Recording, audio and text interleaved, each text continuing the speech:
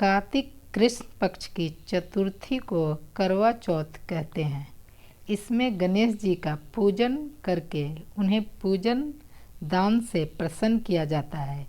इसका विधान चैत की चतुर्थी में लिख दिया है, परंतु विशेषता यह कि इसमें गेहूं का करवा भर के पूजन किया जाता है और विवाहित लड़कियों के यहाँ चीनी के करवे पीहर से भेजे जाते हैं तथा इसमें निम्नलिखित कहानी सुनकर चंद्रोदय में अर्घ देकर व्रत खोला जाता है।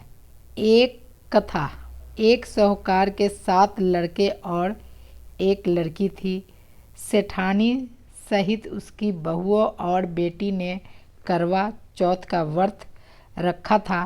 रात्रि को साहूकार के लड़के भोजन करने लगे तो उन्होंने अपनी बहन से भोजन के लिए कहा। इस पर बहन ने उत्तर दिया, भाई अभी चांद नहीं निकला है, उसके निकलने पर अर्घ देकर भोजन करूंगी। बहन की बात सुनकर भाइयों ने क्या काम किया कि नगर से बाहर जाकर अग्नि जला दी और छलनी लगाकर उसमें से प्रकाश दिखाते हुए उन्होंने बहन से कहा, बहन चांद निकल आया है, अर्घ देकर भोजन जिमा लो।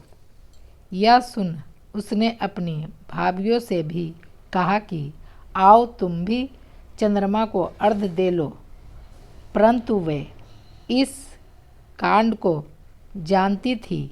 उन्होंने कहा, बाई जी अभी चांद नहीं निकला, तेरे भाइयों तेरे से धोखा करके अग्नि का प्रकाश छलनी से दिखा रहे हैं। भाभी की बात सुनकर भी उसने कुछ ध्यान न दिया। वह भाइयों द्वारा दिखाए प्रकाश को ही अर्घ देकर भोजन कर लिया। इस प्रकार व्रत भंग करने से गणेश जी उस पर अप्रसन्न हो गए।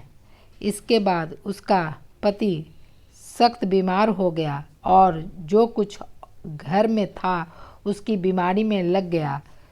जब उस अपने किए हुए दोषों का पता लगा तो उसने पश्चाताप किया। गणेश जी प्रार्थना करते हुए विधि से पुनः चतुर्थी का व्रत करना आरंभ कर दिया और श्रद्धानुसार सवा आदर करते हुए सबसे आशीर्वाद ग्रहण करने में ही मन को लगा दिया। इस प्रकार उसके श्रद्धा भक्ति सहित कर्म को देखकर भगवान गणेश उस पर प्रसन्न हो गए और उसके पति को जीवन दान देकर आरोग्य करने के पश्चात धन संपत्ति से युक्त कर दिया। इस प्रकार जो कोई छल कपट को त्याग कर श्रद्धा भक्ति से चतुर्थी का व्रत करेंगे वे सब प्रकार से सुखी होते हुए कलेशों से मुक्त हो जाएंगे। करवा चौथ का उज्जवल करने के लिए एक थाली में 13 जगह 4 पूड़ी थोड़ा सा सीरा रख लें। इसके ऊपर एक साड़ी ब्लाउज और रुपए जितना चाहें रख लें।